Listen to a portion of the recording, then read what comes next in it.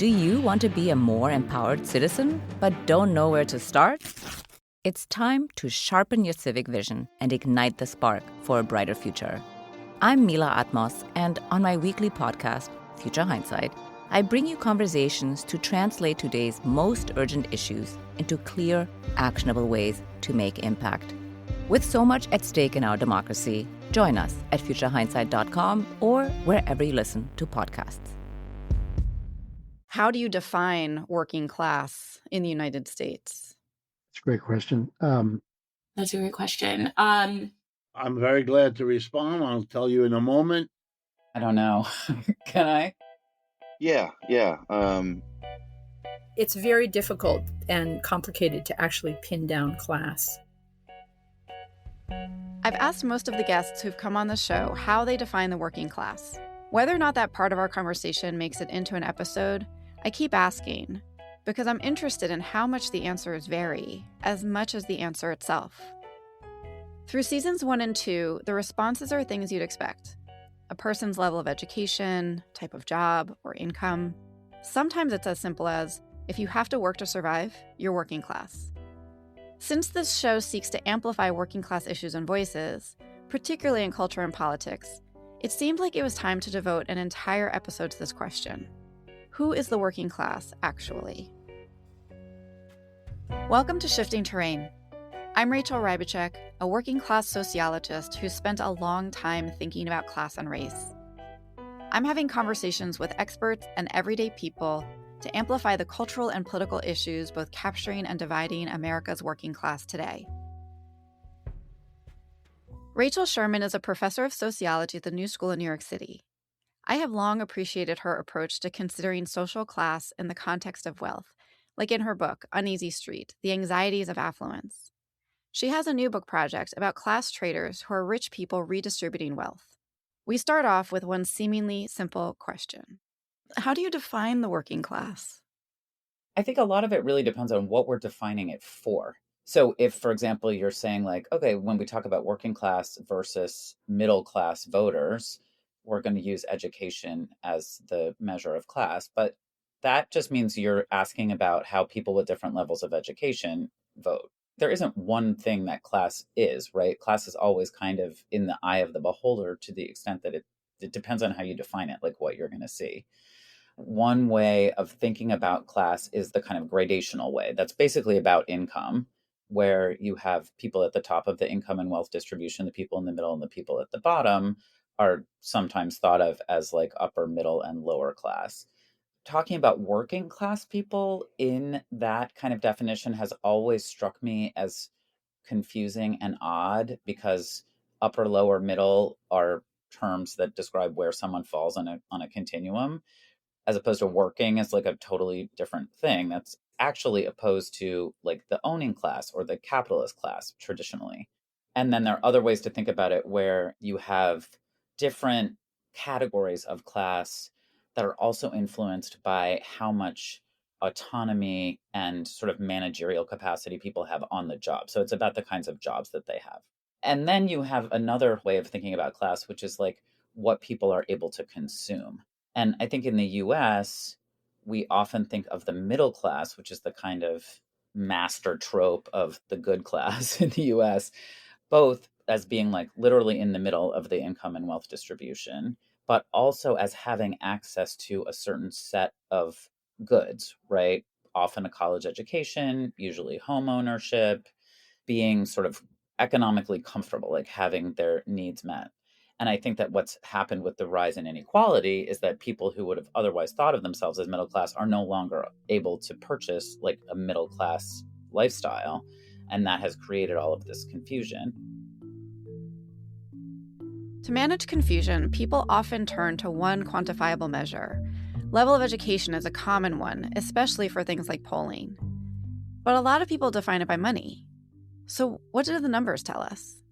I define it as the middle 53% in the United States by household income. So the top roughly 20% is the professional managerial elite, and the bottom 30% are the low-income folks.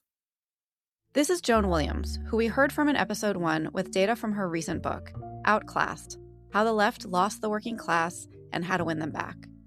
I wanted her insight on who the working class is as well. I've been interested in the criteria people use to determine who's working class, and people can sometimes agree that it's a combination of occupation, education, and income, but then most of the time, people are actually choosing only one of those criteria in a particular given moment. So in polling around elections, they'll often use whether or not someone has a college degree.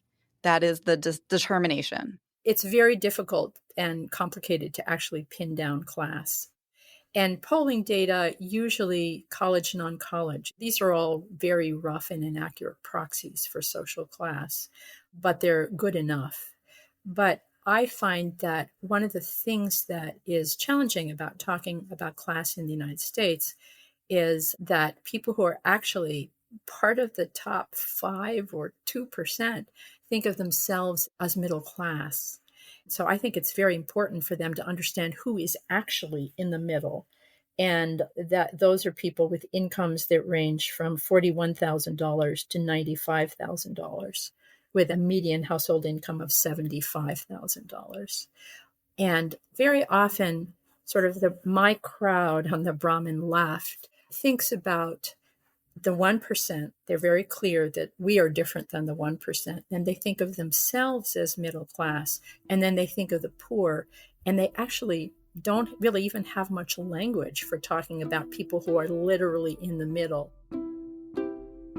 Joan's comment about the confusion people have about class is related to income and where they fall relative to others on the income distribution. But what about the other aspects of class that aren't captured by a bank balance? For many, class is relative in other ways than income. It's experienced at school or work or in dating, and then further compounded by other social categories like race and gender. So we're talking with Dr. Marbella Eboni Hill, Assistant Professor of Sociology at North Carolina State University. Hill's research interests lie at the intersection of race, gender, and class. She's studied the upward mobility of Black professionals and the costs associated with this striving. Her work is informed by some formative experiences. I think that this is the case for a lot of sociologists. Part of what motivates or inspires the questions that we have is our own lived experience. Both my parents are college educated, and they just also, through a series of unfortunate economic events, were really impacted by economic downturns during the 90s and early 2000s. And they really instilled the value of like education and mobility in me and my siblings. And so I went to UCLA and was really struck by the wealth that surrounded me, but then also curiously, like this was really my first exposure to other young Black adults who grew up middle class and well off.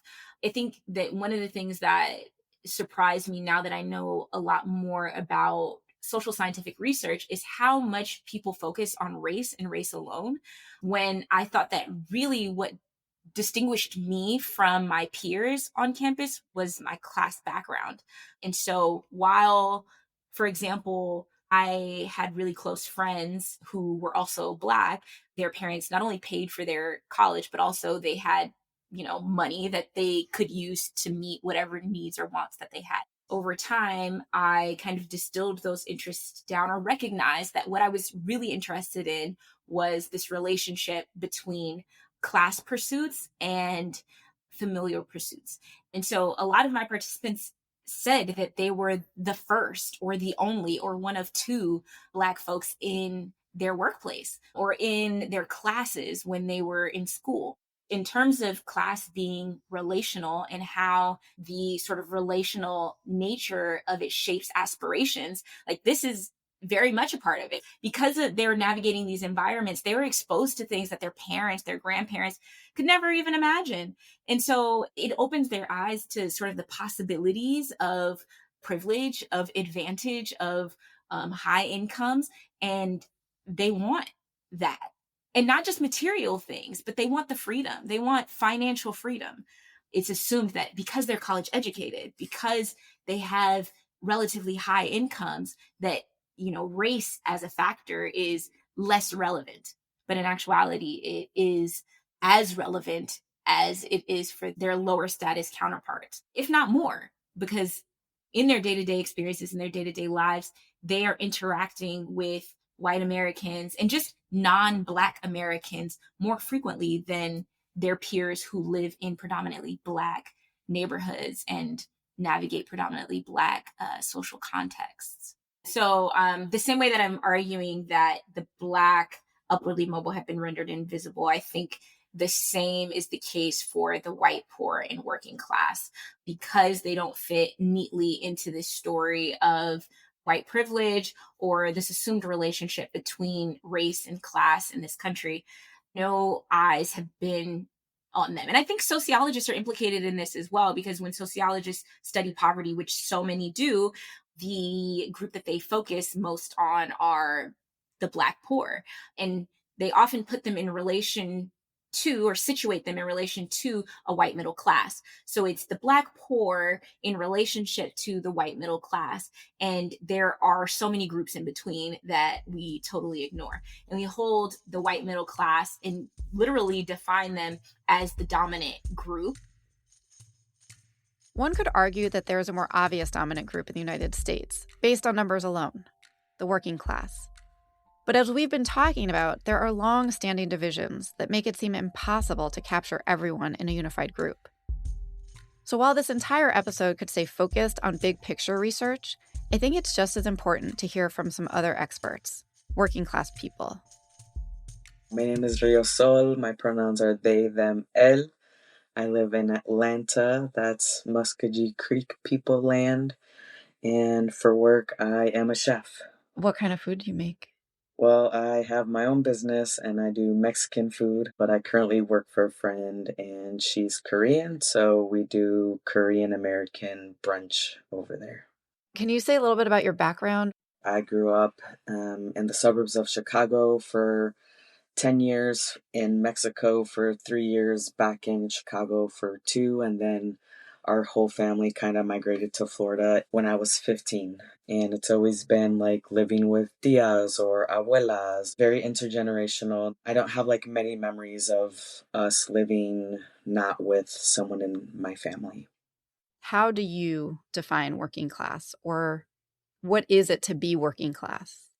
So as a working class person, sorry, I get a little emotional sometimes talking about stuff that is like dear and like just life. I'm a tender guy.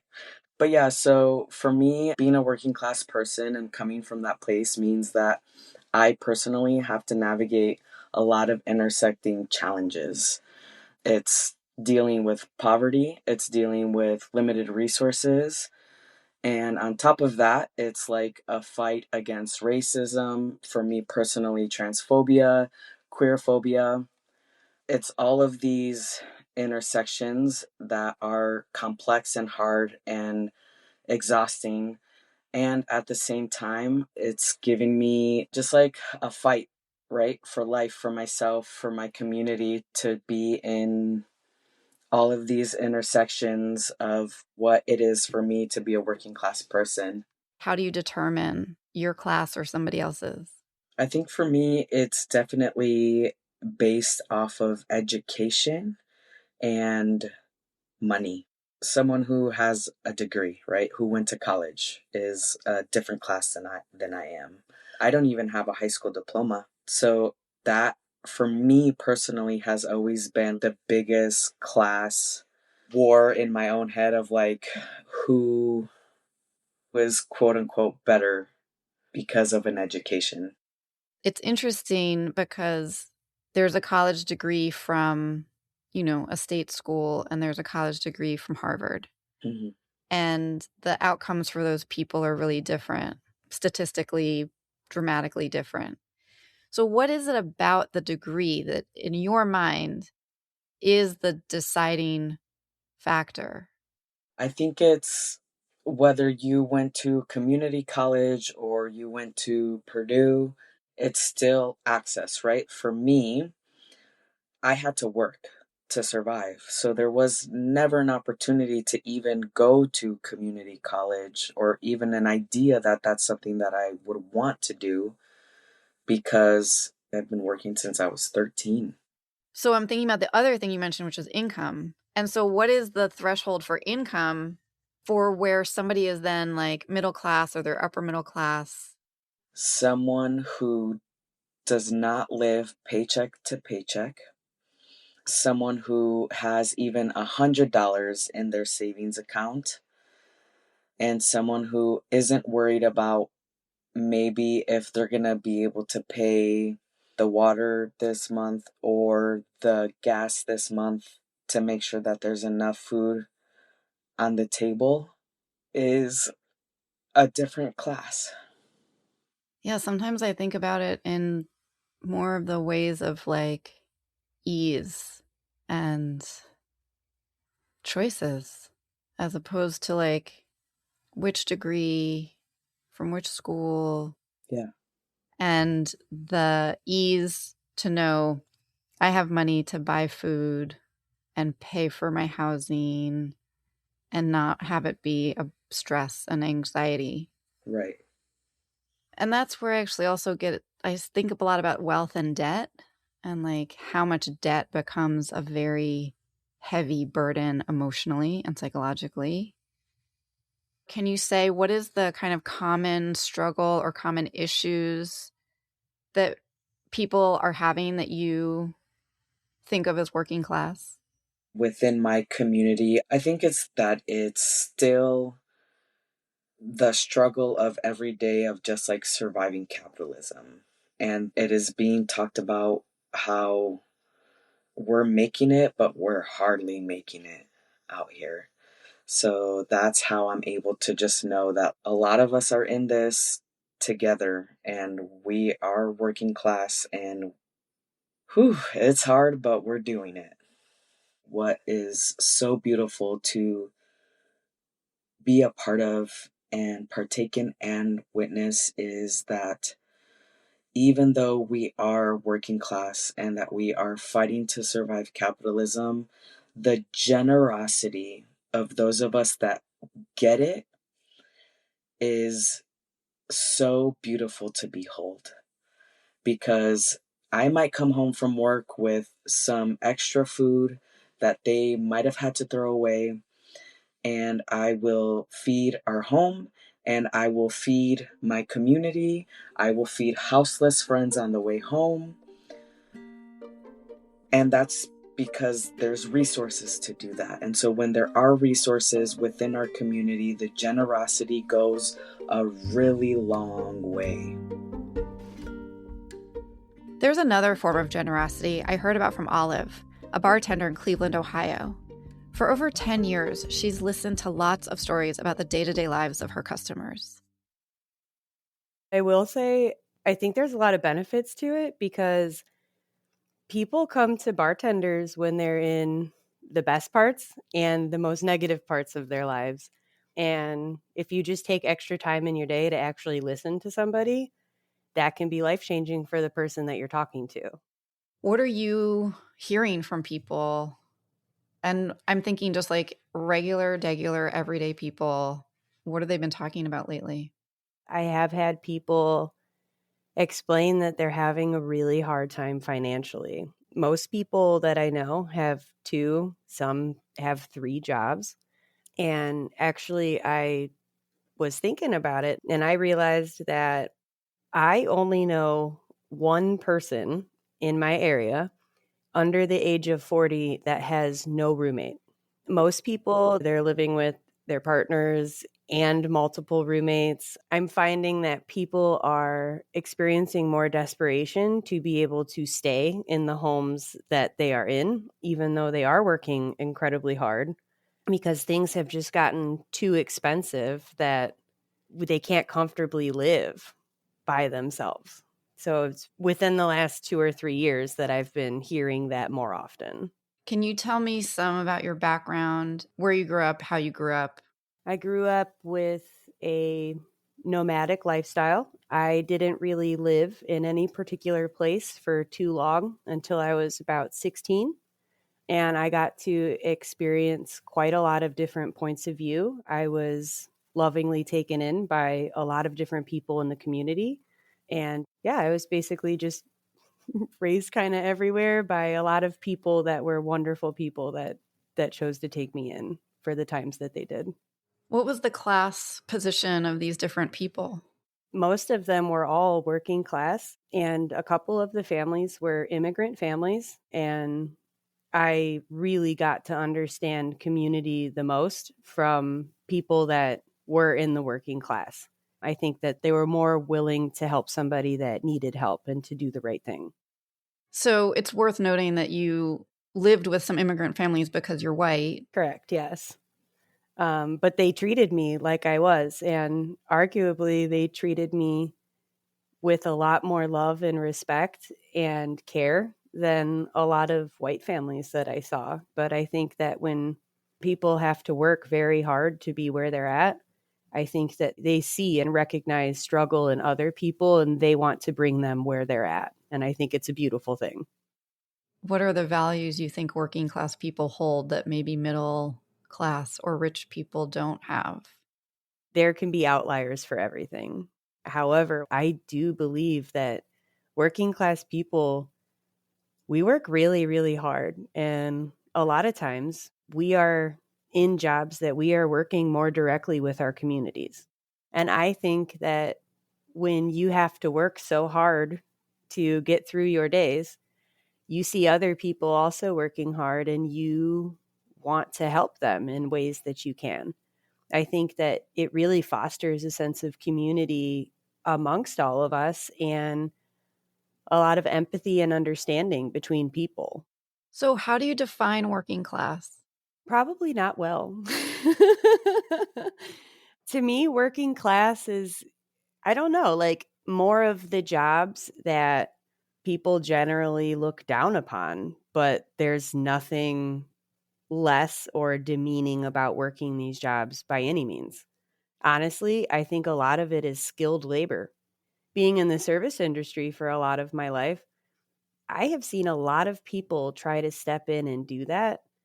And it is not easy. It is very, very difficult. Totally. When you see somebody that is good at it, you are looking at a professional, a skilled laborer. And I just think that they're very important skills that translate into how we go about our daily lives as well.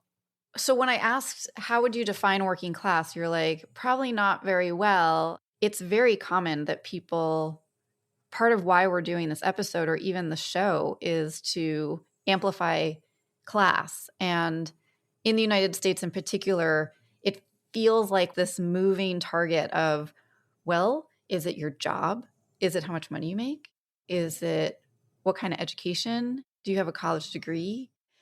Why do you think it's so hard to define who the working class is? I think everybody would honestly kind of define it a little bit differently. I mean, we aren't well educated on things like this while we're growing up. I think in my mind, working class to me has always meant blue collar, like you're working more physical labor, not just kind of like sitting behind a desk. But I'm sure that there are plenty of jobs that are sitting behind a desk that are considered working class. That makes a lot of sense. And I think a lot of people think that way. That idea of the blue collar worker doing manual labor comes from a very specific time in history.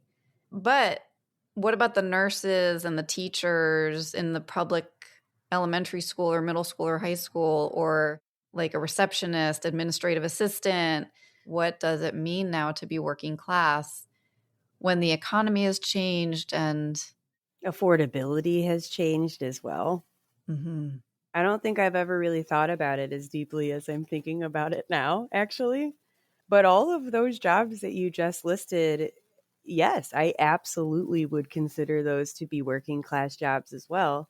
And I think you're right. It does come from a different time where we were having like a lot of industrialization. We were building up our country. So you think working class, you think blue collar, you think construction, electrician, plumbers. Because also, a friend of mine who's an electrician, you know, an electrician, union job, and the pay and benefits are better than a lot of people.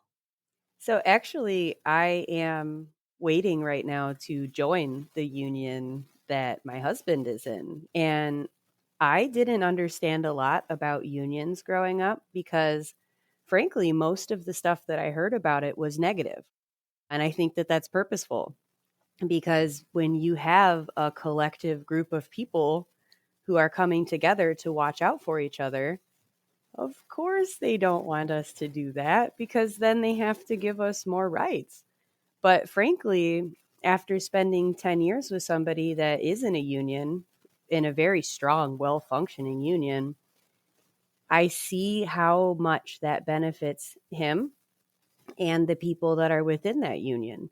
When something has happened to somebody that's in their union, like there's an accident with their family or they're out of work for a little while, it is very common to have people go around and collect money from other union members and keep that family afloat while they're trying to deal with things that are happening. In what way are you waiting to join a union? So I actually am trying to join the electricians union that my husband is in. I would be doing telecommunications installing, which is still under the electricians union. However, it is just a different form of that, basically. So to pivot out of bartending or in addition to bartending? I wanted to pivot out of bartending because unfortunately, even though you work so hard, both physically and emotionally, there are no benefits for us. You don't have healthcare most of the time. I have no pension. I'm 32 years old. I've worked very hard. And frankly, I would not be able to retire under any circumstances. So as I got older, I started thinking about this more and realizing I need to have something more for my future because frankly, the way that our country is going as well, like there might not be Social Security when I would need that or anything else, like I want to better my future and have more available to me as I grow older. That makes total sense, which actually is a good segue into thinking about the future of the working class. I think that there is a lot of revitalization with workers questioning and asking ourselves, are we benefiting from this? And who is really benefiting off of how hard we work? Why are we not being compensated appropriately? Why has the cost of living continually raised? However, our minimum wage has barely raised at all. Why am I working so many jobs and yet I still can't afford the basic things that I need? Olive and Rio have some differences navigating working classness because there's a spectrum of experience, especially when we consider race, gender, and other aspects of identity. We're going back to Marbella to hear what she's learned about these intersections in the course of her long-term research of Black professionals. I'm curious, what has changed in your own thinking while working on this project related to class, race, gender, any one of them, the intersections of them? I think that what has changed is this notion that class may actually be more important. So in sociology, there is a tension, a very durable tension. Or in society, even, it seems like. I am even a little bit reluctant to say this aloud. Yeah, I hesitate because a Black male sociologist published a book arguing that class was more important. Are you talking about William Julius Wilson? Yeah. And that till this day, he catches so much flack for that argument, and anyone who's followed suit does as well. But I think that when you think about class as not just material resources, right? So not just income, not just wealth, but also about the intergenerational transmission of knowledge and ways of knowing, you recognize that it is that information, it is that capital that's actually meaningful. There is another sociologist, Seamus Khan, who studies class-based culture and how privilege is reproduced. And his work shows this as well, that it isn't just about being Black or white or brown or anything in between. If you have the resources, you can, air quotes, make it, right? It is like, do you have the tastes, the preferences that distinguish you as a member of this class group? And anybody who has those things is an insider. It doesn't matter what color you are once you get to a certain level. I think when we're talking about race, there's so much slippage because the challenge is that you cannot distinguish the poor from Black folks because of history. It would be ahistorical to talk about the poor and not talk about race, not talk about Blackness. And it would be, I think, also ignorant to talk about Black folks predominantly living in poverty without talking about the historical mechanisms that have intentionally put them there.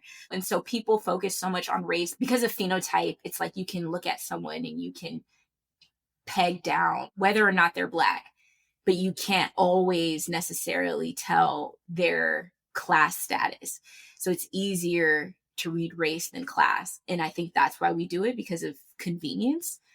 And I think also because we live in a capitalist society, and right, and like the wealthy want to keep what they have, and they want to distract us and keep us from focusing on and recognizing that class is actually the thing that binds us.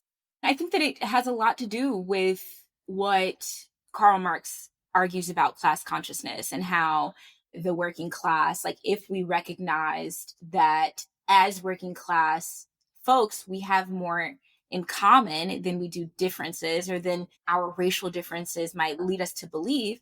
If we really took that call seriously, it would just bring to the fore like how important class is, how much more important class is. And I think the most recent set of elections, and I mean just how Americans have responded to them, tells this story of the hidden, or I would say rendered invisible, white, poor, and working class. Talk of Karl Marx gets some people rolling their eyes. Why are we talking about a dead white guy who's a communist? Well, he had ideas about the working class that people find helpful. And not just academics in an ivory tower. In fact, his ideas are well known with workers all over the world, as well as with some working class folks in the United States. And who better to talk about Marx than Colin Davis, our working class weightlifter from episode 1. You may recall, I was struck by his reference to Marxist ideas about class, a framework that championed the possibility of workers leveraging their power as a unified force.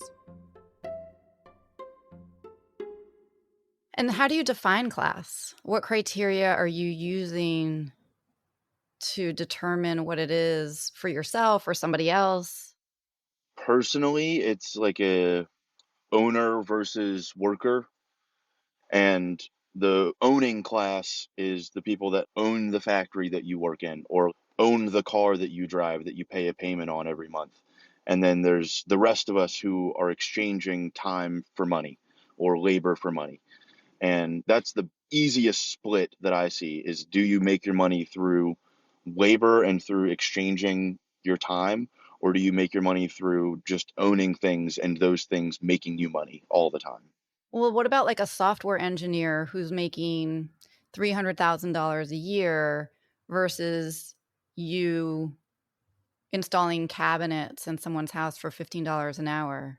I mean, I think it's hard to be the poorer person there and be like, we're in the same class, but for the sake of getting people to have class consciousness, we are the same class. For the tech guy, he doesn't want to be associated with me as the cabinet guy. He's like, well, I'm above them. And that's where we get this like petite bourgeoisie or middle class, upper middle class separation. And it's like this punching down. None of us own the factory. There's one guy that really is the problem. The rest of us are all like fighting over the crumbs. I really appreciate Colin's take. It's direct and relatable. As we discussed at the beginning of the episode, there's a lot of ways to capture class differences, including one or more of the big three in academic and policy circles: occupation, education, or income. But it's also common to decide someone's class position based on the place they live, vacation they took, shoes they're wearing, and even how they speak. And it's not really something many people want to talk about, at least on a podcast. I wanted to interview someone who'd grown up working class but found themselves rich, either through a romantic relationship or earning lots of money. I had a number of leads, and everyone was worried about how the wealthy people around them would feel if they were identified.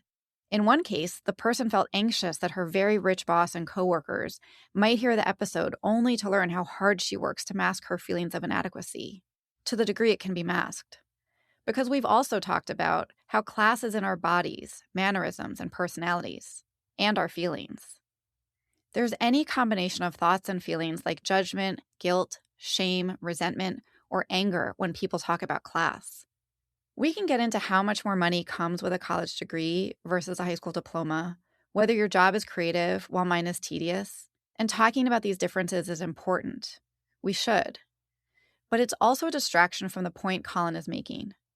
The majority of people are working, and for a much smaller number of people who are making money off that time and effort.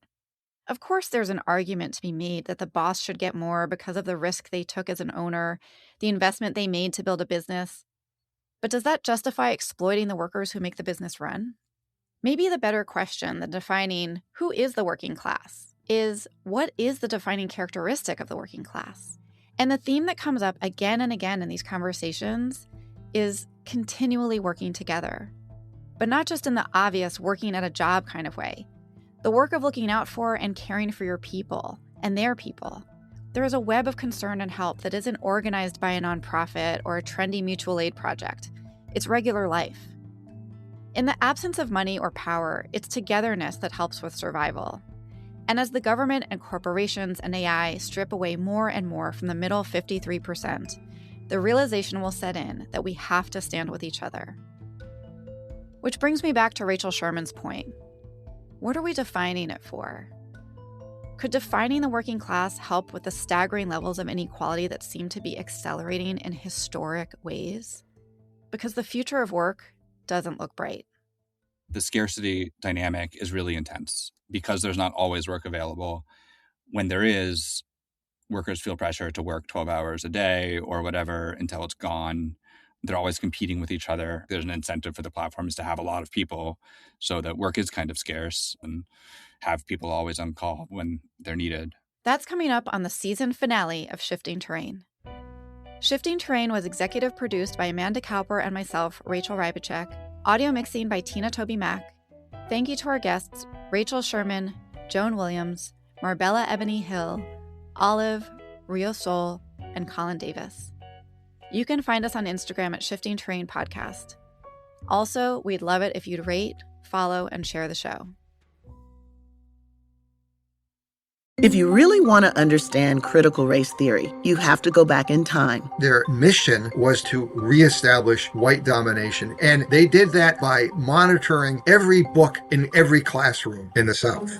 From the African American Policy Forum, I'm your host, Kimberly Crenshaw. This is the United States of Amnesia, a miniseries explaining what CRT really is and what our reaction to it says about America's future. Available wherever you get your podcasts.